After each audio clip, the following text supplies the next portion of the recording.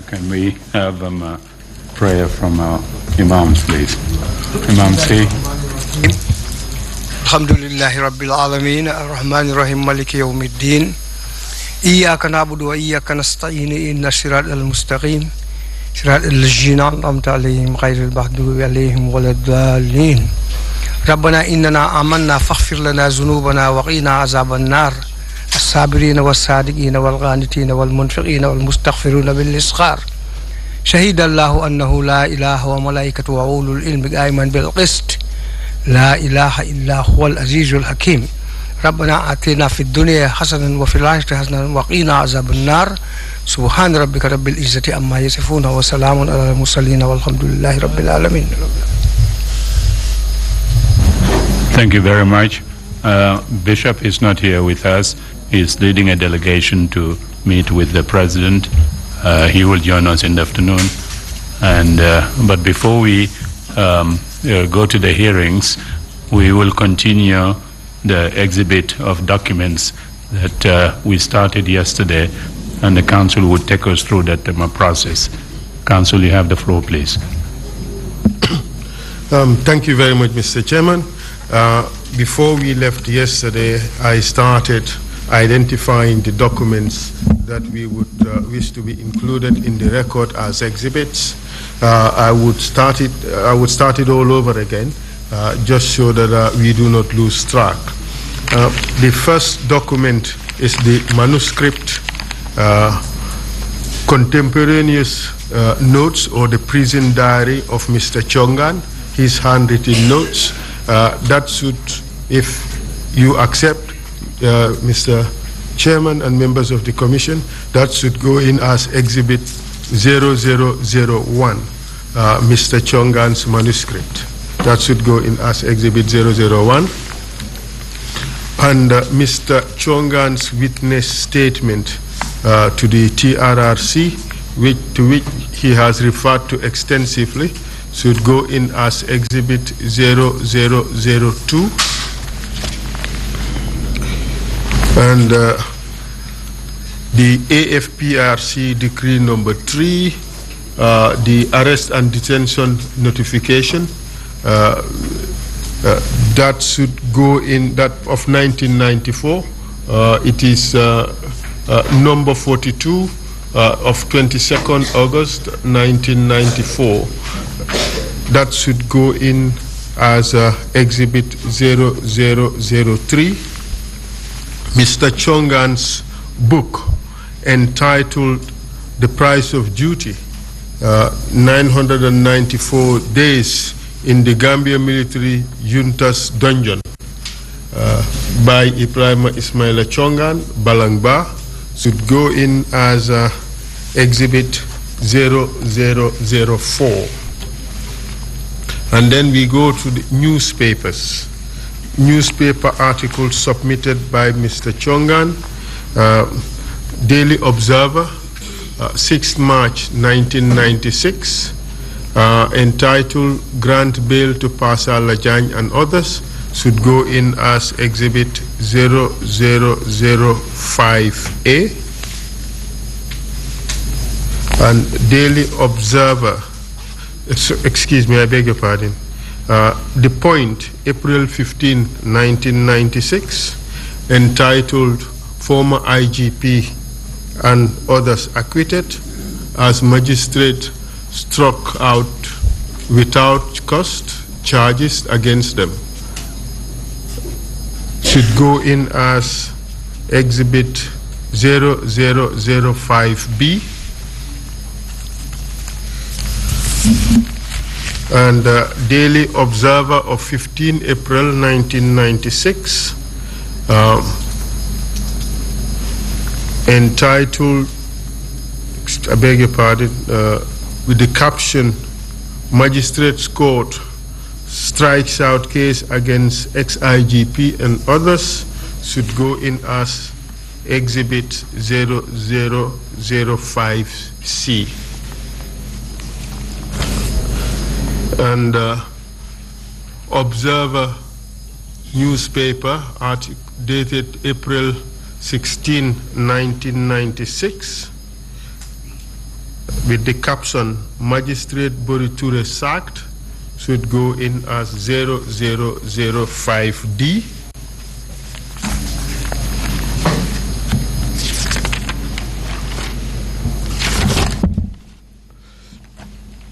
And Daily Observer newspaper of April 17, 1996, with the caption Supreme Court official defense dismissal of Boriture.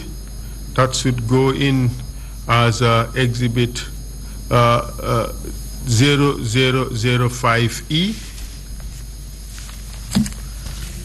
And Daily Observer newspaper dated 23 April 1996 with the caption, just a few days after being acquitted by Boriture, former IGP and 2 others recharged. That should go in as exhibit 0005F. And Daily Observer dated April 25th, 1996, with the headline, Boriture reinstated, should go in as exhibit 0005G. Daily Observer newspaper dated 23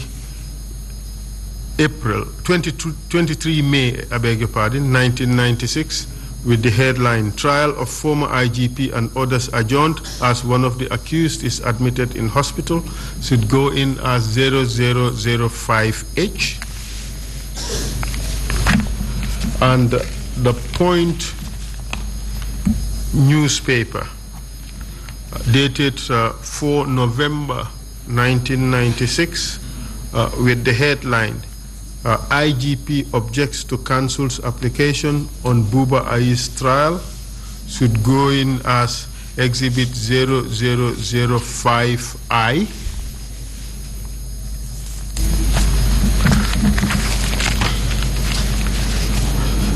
And Daily Observer dated 5 December 1996 with the headline, The Unfinished Business of the Detainees, should go in as exhibit 0005J. And Daily Observer dated 13 January 1997 with the headline, Writ of Habeas Corpus ad subjudiciendum, okay, for ex-IGP rejected. That should go in as exhibit 0005K. And the last of the exhibits from Mr. Chongan would be the letter of his interdiction from the civil service, from the police force, should be exhibit 0006. We ask that the Commission grants the order to have these materials admitted into the record. Thank you, Mr. Chairman. Request granted. Shall we continue? Are we ready for to receive a witness? Or Mr. Chairman, the next witness would be ready to appear before the Commission in 10 minutes. I ask for your leave to stand down the proceedings for 10 minutes, and we get the witness to come and appear before the Commission. Without objection, we suspend the meeting for 10 minutes and come back to receive the next witness. Thank you. Meeting suspended.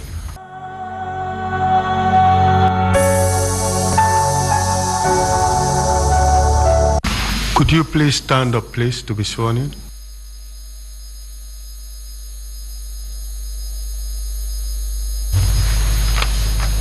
I, Amadou Suwareh, I, Amadou Suwareh, swear that I'll speak the truth, swear that I'll speak the truth, the whole truth, and nothing but the truth. and nothing but the truth. So help me God. So help me Allah. Thank you. Thank you.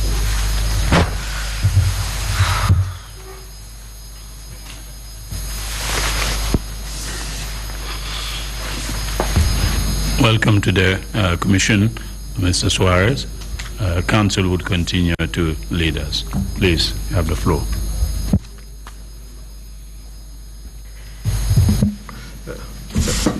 Good morning, Mr. Witness. Before I start, I just want to remind you that you are under oath and you are expected to speak the truth, and that it is an offense under the laws of the Gambia to state falsehood while under oath. And can you kindly tell the Commission your full names, please? My name is Amadou Suwareh. Where do you live? Presently, I live in Kanifing layout. Mr. Suwareh, after you finish talking, kindly switch off your microphone. I would also do the same. That way we don't have two microphones on at the same time. Understand? Could you speak into the microphone? Yes, sir. Can you tell us your date of birth, please? I was born in February 18, 1956 in Bakau. And where did you attend school? I attended primary school at the French school on Hill Street. After finishing French school at Hill Street, which other schools did you attend? I proceeded to Kaolack to do my secondary school on October 10, 1970. And you said you attended French school. Therefore, the medium of instruction of your schooling in the early days was in French, right? Yes, sir. And when did you finish your schooling in Senegal? I finished my schooling in Senegal in 1981.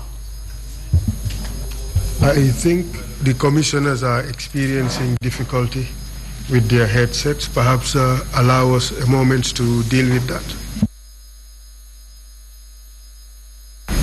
Council, if you just don't mind holding a moment, have a problem with interpretation.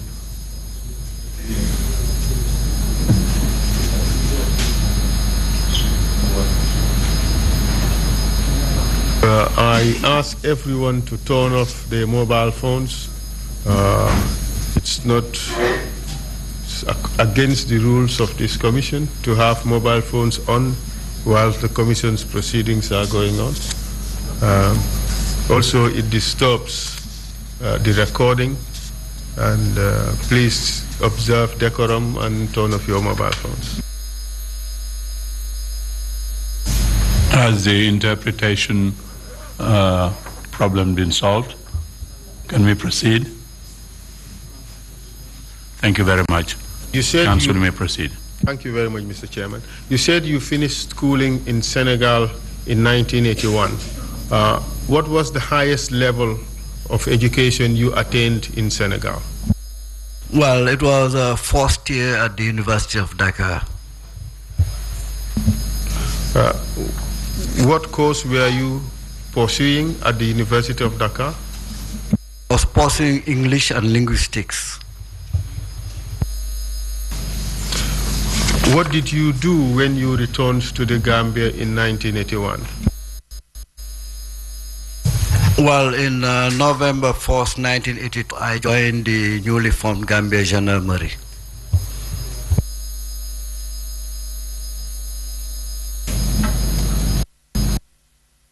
Could you tell us what happened in Gambia with the Gendarmerie? As we are all aware, there was a rebellion in 1981 led by Kukoy Samba Sagna.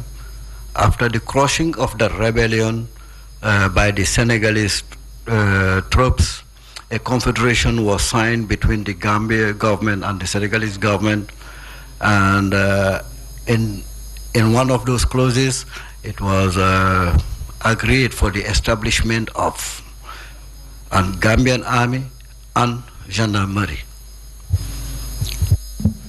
Can you tell us briefly what was the structure of the Gambian gendarmerie when it was established in November 1982? Well, in November 1982, the gendarmerie was an embryo because it was not fully formed, because it was formed by former field force and the new recruits. The real gendarmerie came up around 1984-85 when we were on French, when we started having Gambian officers, trained officers in the gendarmerie. But we had on mainly 3 units.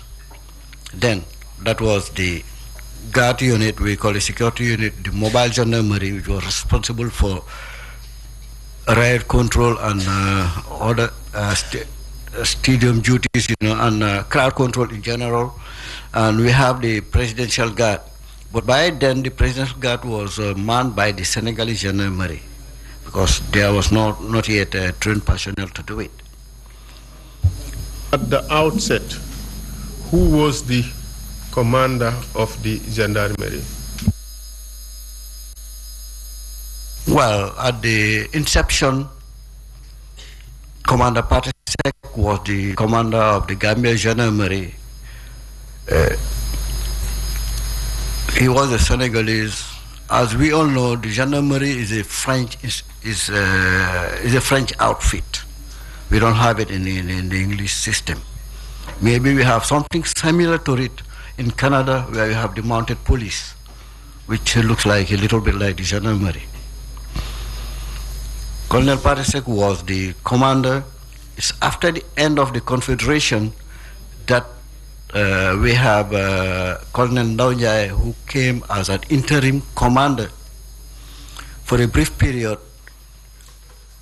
Then we have Pa Salajai, who became the commander of the gendarmerie.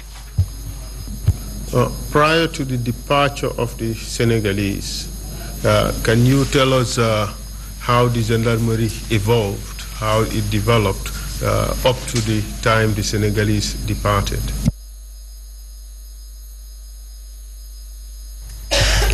Well, the gendarmerie was, as I said, at the inception, we had a Senegalese gendarmerie training team.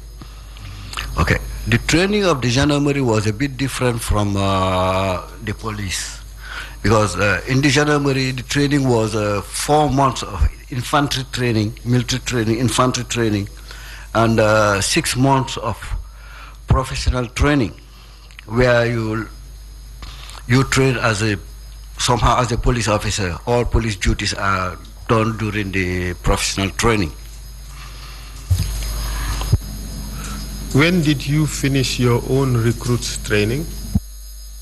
Well, I finished my own recruit training around April 1993.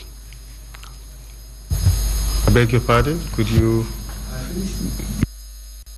I finished my training, recruit training, in April 1993. That's the police training.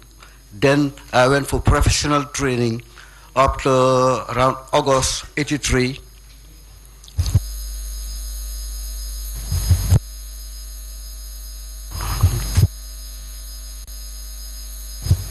Then I was promoted to cadet officer in September 1983. Mr. Suwareh, you seem to be mixing up 83 and 93. So I'll ask the question again. When did you finish your recruit training in the gendarmerie? 1983. And after you completed the recruit training, what position did you hold in the gendarmerie? Well, I was a private doing guard duties, and I've been used as a translator for the Senegalese command from French to English in Mr. French. Then in September, I was promoted to cadet officer and sent to Morocco for an officer's course. And when did you finish that officer's course? I finished the officer's course in July 1984. Who do you recall the officers or the gendarmerie recruits with whom you did the initial training? Well, the initial training of the gendarmerie, I did it with Chongan, Ibrahim Chongan, Maba Job, Modou Gueye, Turo Jaune, Ibrahim Kamara, well, just a few. All these people you have mentioned would later become officers of either the gendarmerie or the army. Is that right? Yes, sir. And after you finished your training in Morocco, did you attend any further trainings in the gendarmerie? Yes, in 85, I attended a territorial gendarmerie training in Senegal for 2 months with the first elements of the Gambia gendarmerie to man the stations to be created. Where specifically in Senegal did you do this training? It was a practical training in different gendarmerie stations. We had some in Wakam, in Dakarville Sans. That would be Plateau, right? Plateau, yeah. We have An. We went to An. We went to Charoy Gar, Rufisque, Brigade Rufisque, Brigade Mboro, Brigade Mbour, Brigade Chess, and Brigade Mehe. And what did you do after the training? When we came back, I was transferred to the mobile gendarmerie, and Chongan headed the territorial gendarmerie. What did your responsibilities entail as commander of the mobile gendarmerie? My responsibility as commander of the gendarmerie, one was the continuous training of the troops on riot drill, peacekeeping, fighting in build-up areas, tactics in general, and maintaining the morale of the troops. At this stage, what was your rank in the gendarmerie? My rank in the gendarmerie was lieutenant.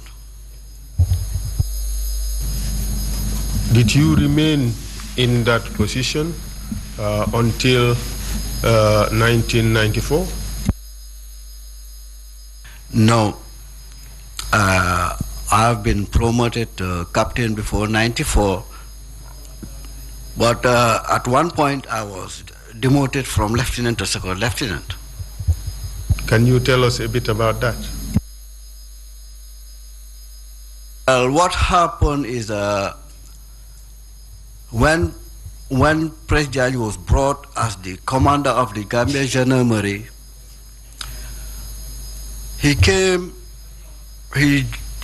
from a different institution, which is the army, with different tradition, which was more of a British tradition. And we in the gendarmerie, we had a military tradition, but which was more just to a French tradition. So there was a split of command. the way he wanted to command the gendarmerie as the army, we had some resentment about it. Because we know what we were doing. And he didn't know what we know as gendarmerie officers. That has brought some conflict between us. Did you have a problem of discipline in the forces? It was not, I would say, a problem of discipline, but a problem of principles. What principles? Could you expand a little bit on that? Well, as an officer, although it is said obey and complain, that's what is generally, that's what people hear, obey and complain, that's what is in the army or in the forces. But being a senior officer is a bit different, because you cannot just obey and complain when you receive a perceived illegal order or a misplaced order, because you've been trained to take up your responsibilities. That's what we call intelligent bayonets. Like I said, a knife with two sharps. You take your responsibility at one point. If it is good, you are rewarded. If you made a mistake or taken the wrong way, you are punished. It's the same thing when we take reference of the Nuremberg trial. People were saying that they received orders to do during Hitler time and so on. That didn't stop them from being punished, and they were obeying orders.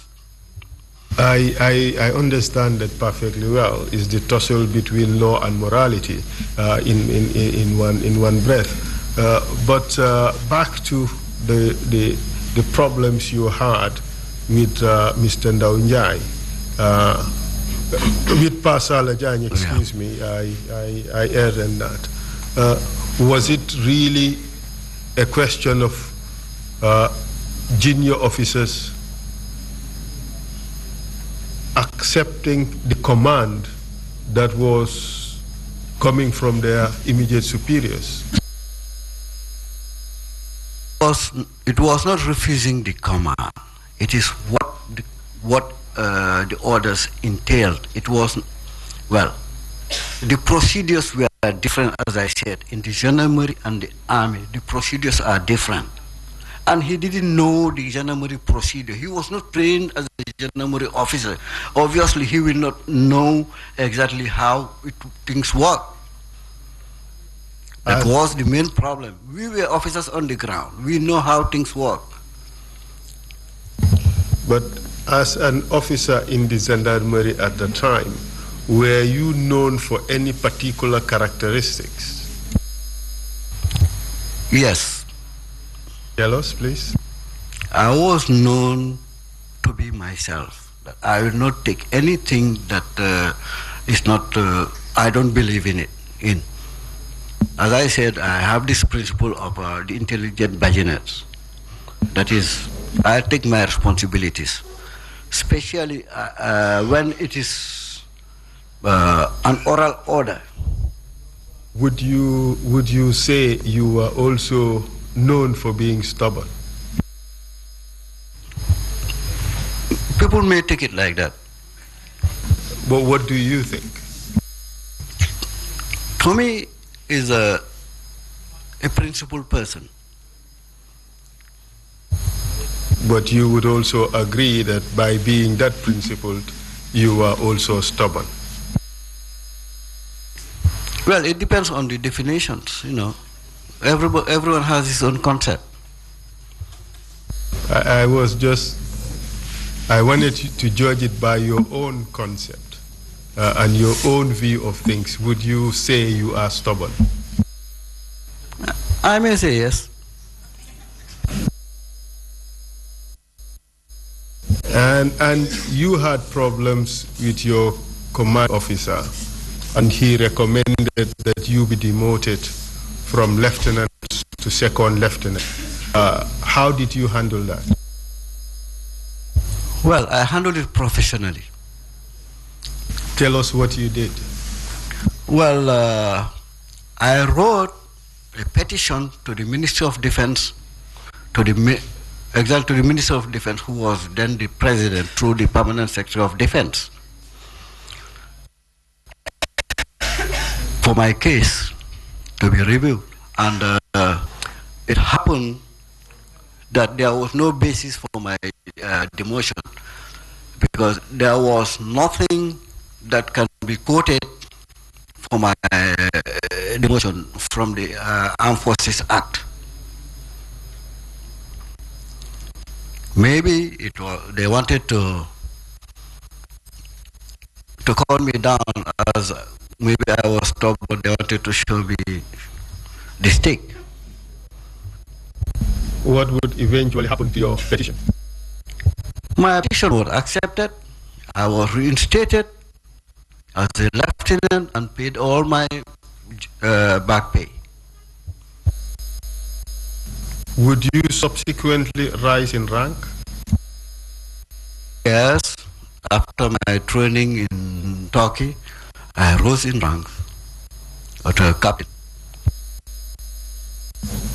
As at the time, the Senate, by 1994, what rank did you have? I was having the captain rank, but being in the police, captain rank was equivalent to superintendent of police. Can you tell us how the gendarmerie morphed into the police? Well, in '93, when the amalgamation took place, the amalgamation between the police and the army, few gendarmerie officers went to the army, and the majority of the gendarmerie officers remained with the police, and the gendarmerie was turned to be the tactic group of the police. They remain almost intact, but the name changed from gendarmerie to tactical support group. You indicated that a few gendarmerie officers would move into the army. Could you tell us who these people were? Well, we have Yaya Jammeh, Sadibou Haidara, Sergeant Jasseh, almost the whole military police unit went to the army. Which Yaya Jammeh are you referring to? The former president. Can you tell us how you came to know Yaya Jammeh? Well, when I returned back from Morocco on course in 1984, then what we call the 12-12 batch, the Yaya Jammeh's batch, and Bajo and others, they were on professional training. Then I was I was an instructor at the training school on tactics and peacekeeping. I came to know him through there. When they passed out, and it meant that I was the commander of the mobile gendarmerie. He was my clerk, company clerk. Then he was very close to me, because being my company clerk, we are almost 18 hours together, because even to pick my lunch from Bakau to the barracks, he used to do it. And we used to brew attire and clean my boots. And run your errands. Yes.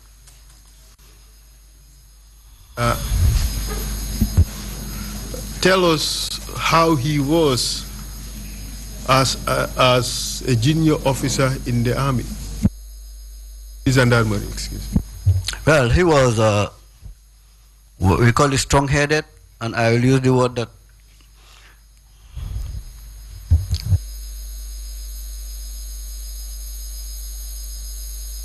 Could you go again, please? he was very strong-headed, and I will use the word stubborn. Like you? Yeah, maybe that's why we could cope. Did he have problems with discipline? Well, he has some problem with discipline with certain officers, but never with me. Was he the officer who would readily accept orders from superiors? Depending on the officer giving the orders. What is the rule in the army? Microphone, please. What is the rule in the army? You obey lawful orders from your superiors, isn't it? Yes, you obey lawful orders from your superiors. Would Yaya Jammeh do that? Well, he has some problems with it. He has some problems with certain officers. Was it really a problem with certain officers, or was it a general attitude of not respecting orders from above? He do respect orders from, as I said, from, he has a perception which is a bit different from orders. He was termed a little bit rude, and as we said, he was not that inclined on receiving orders. He was indisciplined. Yes. Tell us more about the relationship you had with him. Well, as I said, I used to spend with him more than the normal 8-9 hours that is allocated for work. As I said, even after work, we used to be together, he bruised my attire, and then cleaning my boots and so on. And we have this relationship between Jola and Fullers. We have all these things, and we are a bit close. His family in Bakau, the Jamekunda family, and my family, we were very intimate, related.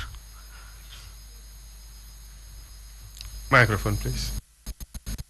Did you call each other names? Yes, I used to call him son. Would he also call you his son? He does. Sometimes he call me son. It's just as I said, between Jola and Fullers. And you were his superior officer by far.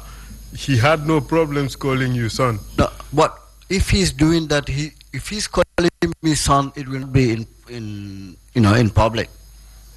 I can do it in public, but he cannot do it. He doesn't do it to me in public. And Yaya Jammeh went to the army together with military police and Sadibu Haidara. You became police officers, and and TSG, Tactical Support Group. Where were you based as a member of the Tactical Support Group? Well, the main barracks of the Tactical Support Group was Fajara Barracks. But during this period, what responsibilities did you have within the Tactical Support Group? Well, after the amalgamation in July, I was posted in Yundum as commanding officer of Western Division up to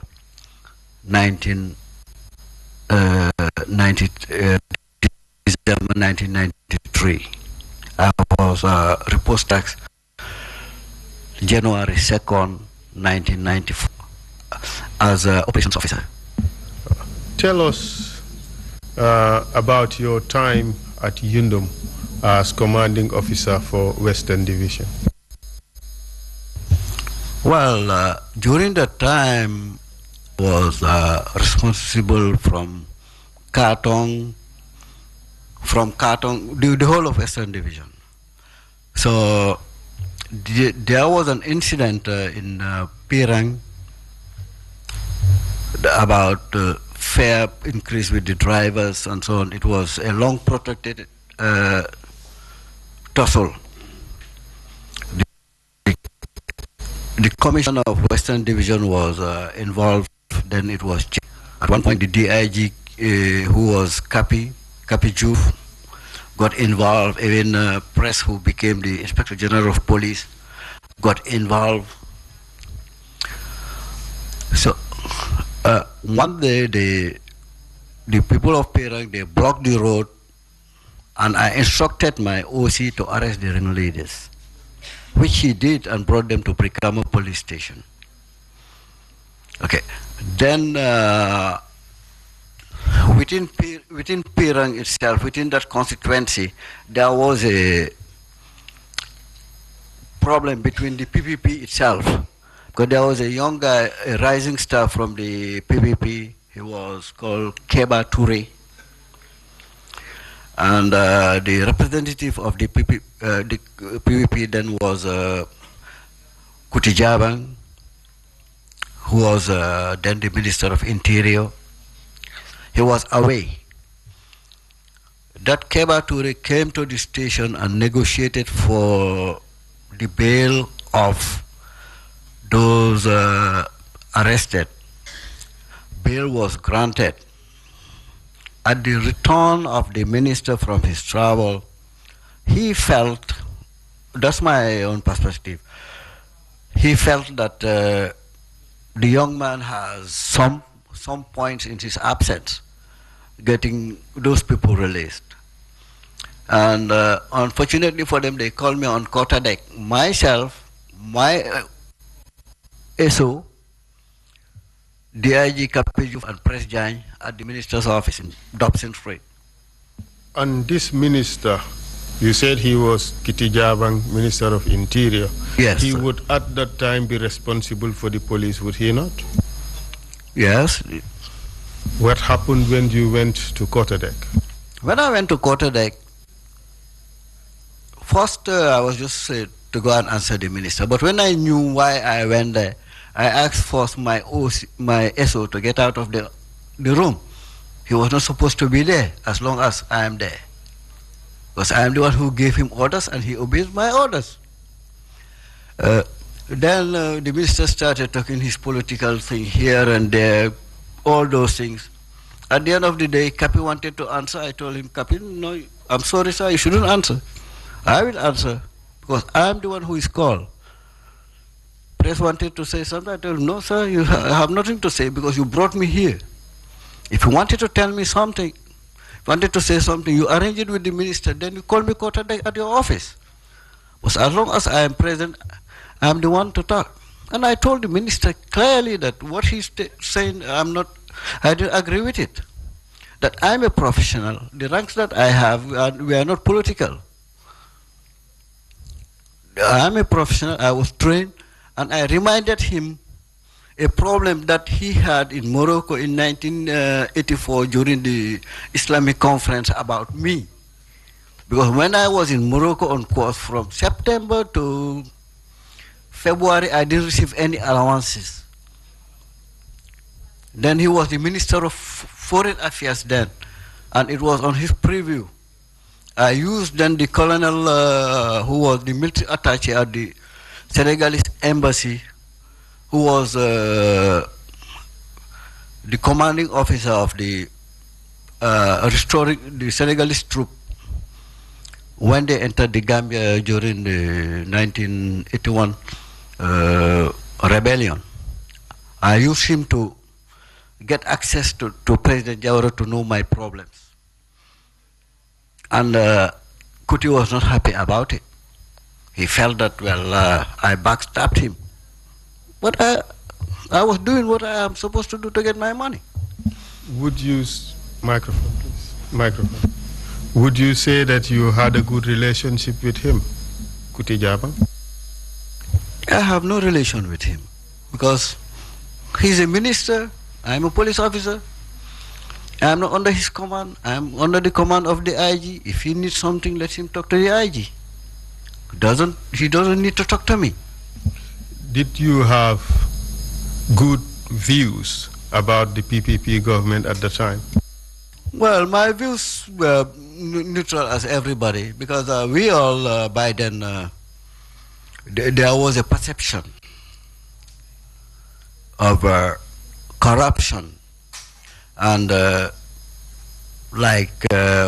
Teku Sabali and the Touch newspaper, when they went to court and all those things, then as Minister of Agriculture, he was later promoted to Vice President. You know, all those things.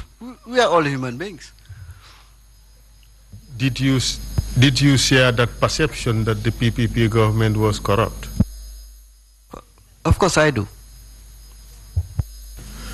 And in 1994,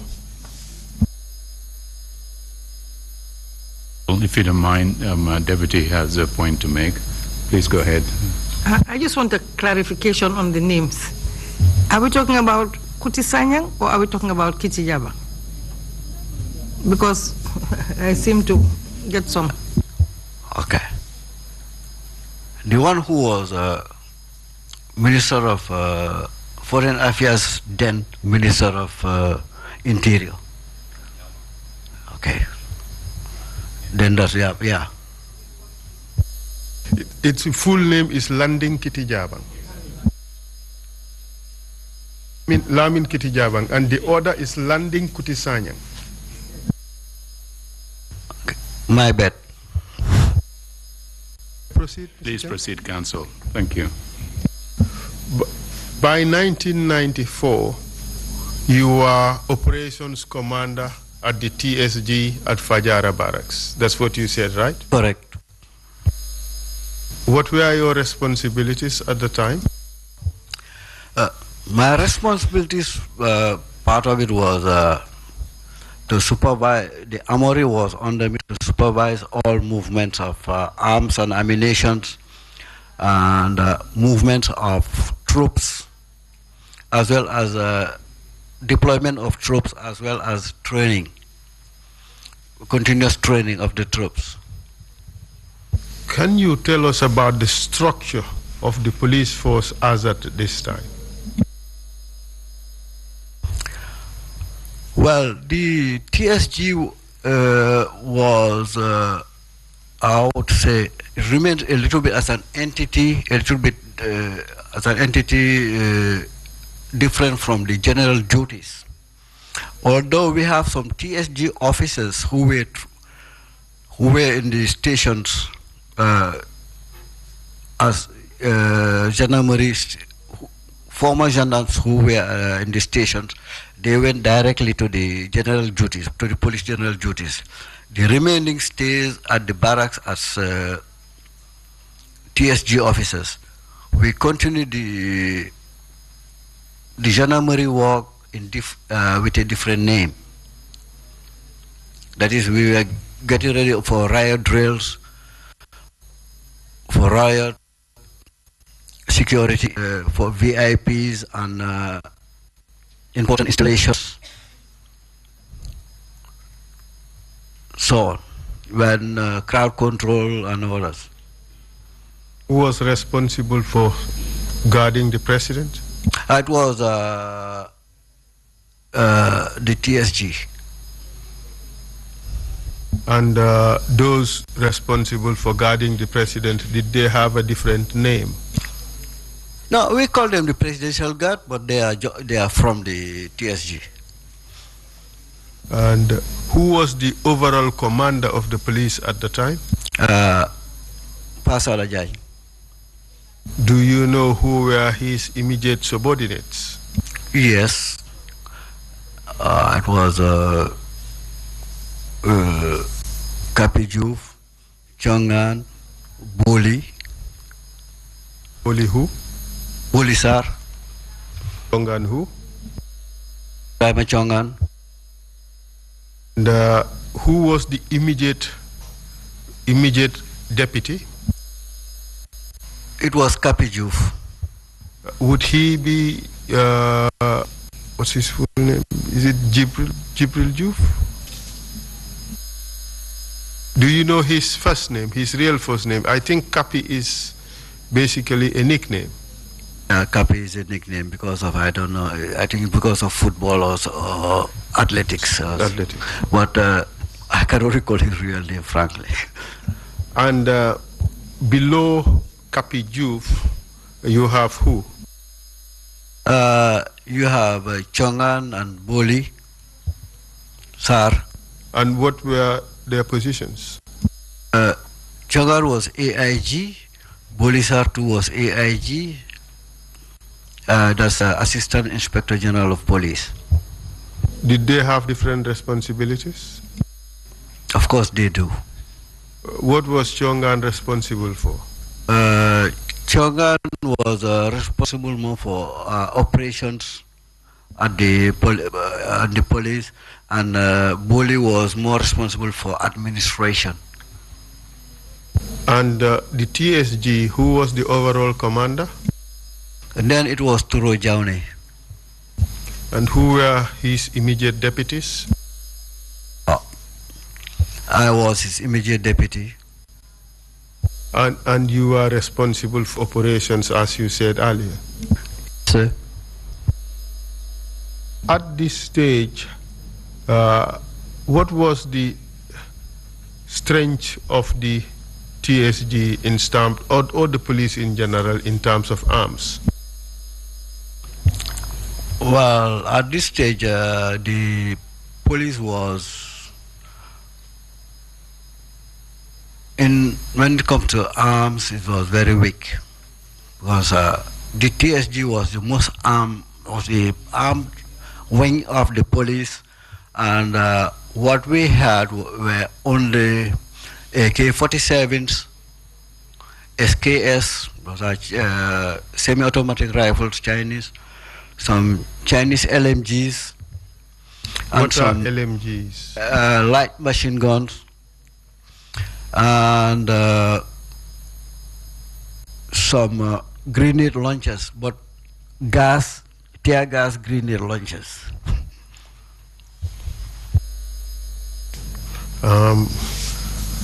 As a TSG officer, were you satisfied with the types and level of arms the TSG had? I was not satisfied. Why? Because in the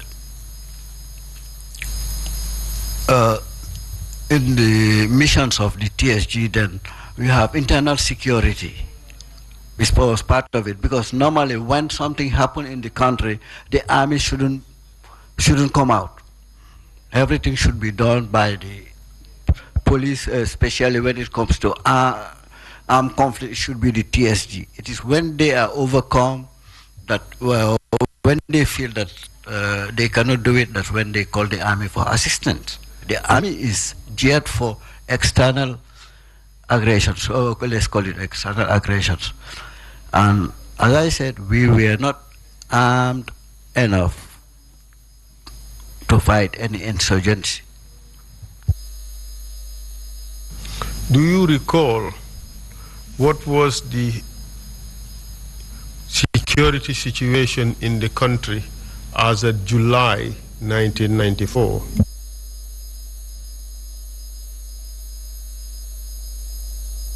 Well, as of July 1994, the general security of the country was calm, but within the services, there are recruitment. Because we witnessed, let's call it, 2 demonstrations from the army personnel for their pays from Liberia and so on. Then we had... Microphone. Before you delve further into that, would you call those demonstrations as mutinies?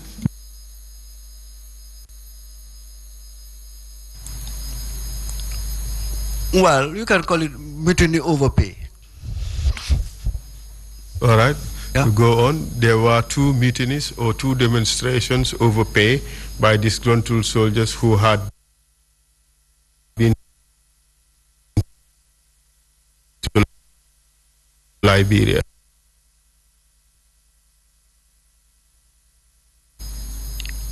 Before we delve into the presence of the Nigerian army, perhaps you want to talk about those 2 demonstrations or those 2 mutinies, when they occurred, what were the problems and how they were addressed? Well, I would say, frankly, the first mutiny met me in Turkey. The second mutiny, I was just from Turkey. I was on leave. I was not even on active duty.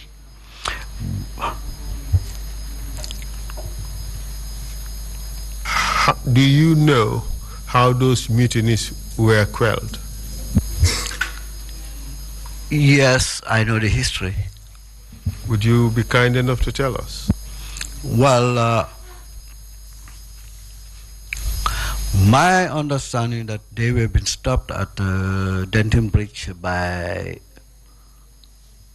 the then gendarmerie. Stopped how?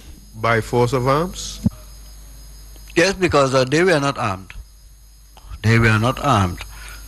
They were stopped by the gendarmerie. Yes. You mean to say that on microphone, please? On both occasions, on both mutinies, the soldiers were not armed? That's what I heard. I was not here. And besides those mutinies, you started talking about the presence of the Nigerians. Could you expand on that? Yes. The presence of the Nigerians has brought some resentment within the Gambian army.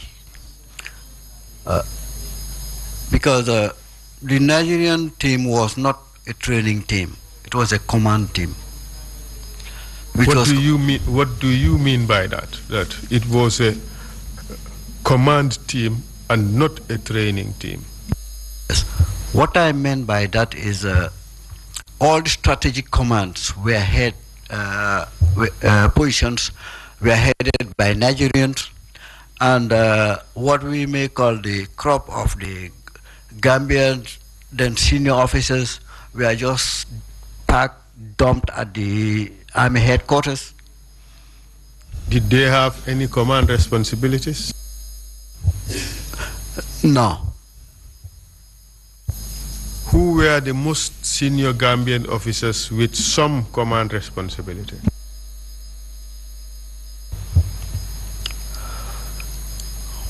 Well, then the crop of the senior Gambian army was more like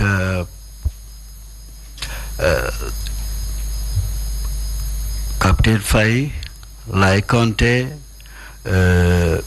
Baji, and how to call it again, Jata, and they were all at the army headquarters.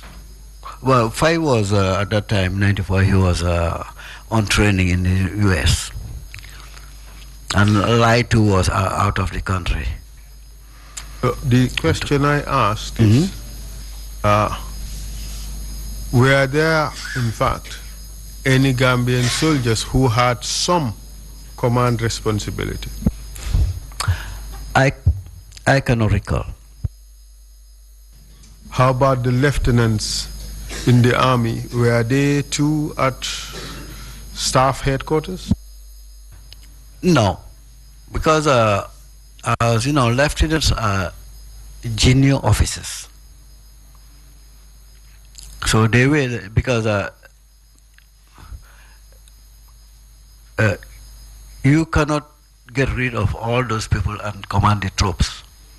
Because the Nigerians, they were at top, they were company commanders, battalion commanders. How about platoon commanders? Who were the platoon commanders? They were Gambians. What were their ranks? Normally, lieutenant, second lieutenants. So, would you therefore say that the lieutenants really were the most senior Gambians who had some command responsibility? Yes, sir. Can you tell us about the talk that was going on within or among soldiers and members of the security forces at around that time in 1994? Well, as we all know, the Gambia is a small country. That the places we go are not that many. Because the way that we will see the Nigerians, that was that they are living very large. We see them in the clubs, the way they spend money, you know, and all those things create resentment from the other officers. Not that, because at the end of the day you have some nationalistic sentiments. Those were very important, and it was neglected. What were these nationalistic sentiments you refer to? Well, these sentiments were felt that their country was being taken over by the Nigerians. Did they accept that without complaint? Those were one of the complaints. That's why I said this brought some resentment. Did that resentment result into anything? I may say it plays a big part on the 22nd July coup, 1994. It has a big part of it. You suggesting that that was one of the reasons why junior officers overthrew the PPP government in 1994? Correct.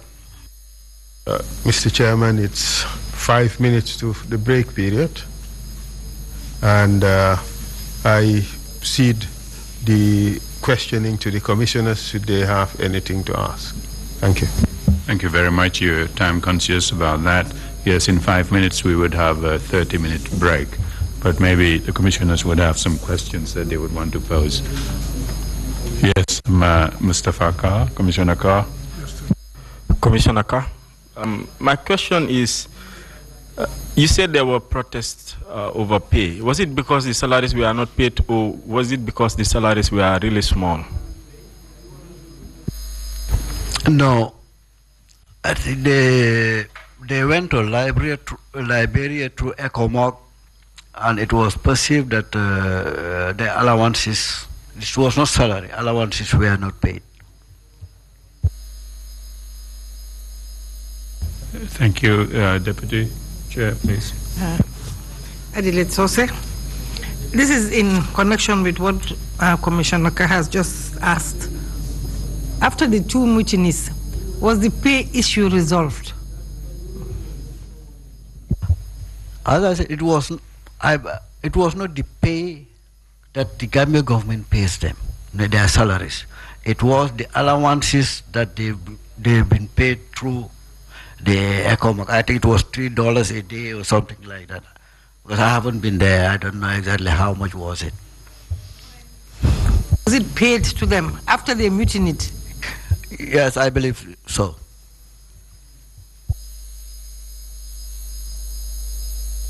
Good. If there is no further question, we would take the 30-minute break, and we're back here at 12 noon. Thank Mr. you. Mr. Chairman, Council. the duration of the break, would it be 15 minutes or 30 minutes? Thank you, Mr. Chair. 20 minutes, we come back at 12 noon. If that's okay? Thank you, Mr. Suwareh.